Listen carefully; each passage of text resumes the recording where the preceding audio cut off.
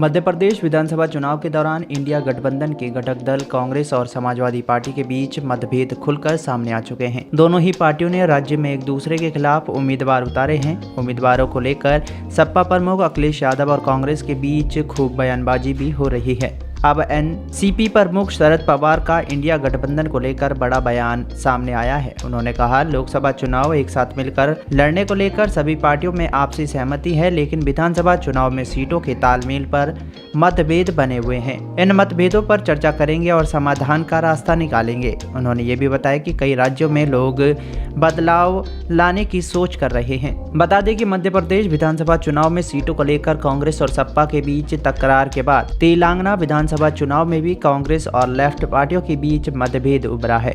पश्चिम बंगाल में भी ममता बनर्जी अकेले चुनाव लड़ने की बात कह रही हैं और लेफ्ट उनके साथ आने के लिए तैयार नहीं है। कांग्रेस के नेता अधीर चौधरी भी ममता बनर्जी पर लगातार निशाना साध रहे हैं। शरद पवार ने चौहान सेंटर में प्रेस कॉन्फ्रेंस की। उन्होंने ये प्रतिक्रिया इसी दौरान व्यक्त की। शरद पवार ने पश्चिम बंगाल का उदाहरण देते हुए कहा कि विधानसभा चुनाव साथ लड़ने को लेकर हमारे बीच मतभेद है। पश्चिम बंगाल में ममता बनर्जी की पार्टी का दबदबा है, इसलिए वो अकेले चुनाव लड़ना चाहती है। कई जगहों पर यह स्थिति है, लेकिन शरद पवार ने कहा कि हम इस पर चर्चा कर कोई रास्ता निकालेंगे। उन्होंने कहा कि इस वक्त देश में अशांति का माहौल है। कई राज्यों में लोग बदलाव के बारे में सोच रहे हैं। लोग बदलाव चाहते हैं। देश की तस्वीर देखें तो मोदी या उनकी पार्टी सिर्फ कुछ जगहों पर ही सत्ता में है। कई राज्यों में उनके पास कोई शक्ति नहीं, इसलिए विधानसभा चुनाव में बदलाव देखने को मिल रहा है। शरद पवार ने कहा कि वो लोकसभा के बारे में जानकारी लिए बिना कुछ नहीं बोलेंगे।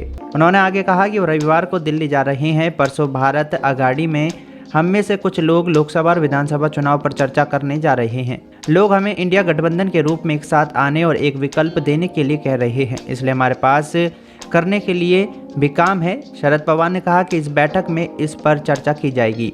क्या प्रकाश अंबेडकर को महाविकास और भारत अघाड़ी माना जाए? ये पूछे जाने पर शरद पवार ने कहा कि प्रकाश अंबेडकर पर चर्चा नहीं हुई, सहकर्मियों से चर्चा हुई है, लेकिन ये उनकी निजी राय है। शरद पवार ने बड़ा बयान देते हुए कहा कि हमें वंचितों के साथ आगे बढ़ना चाहिए।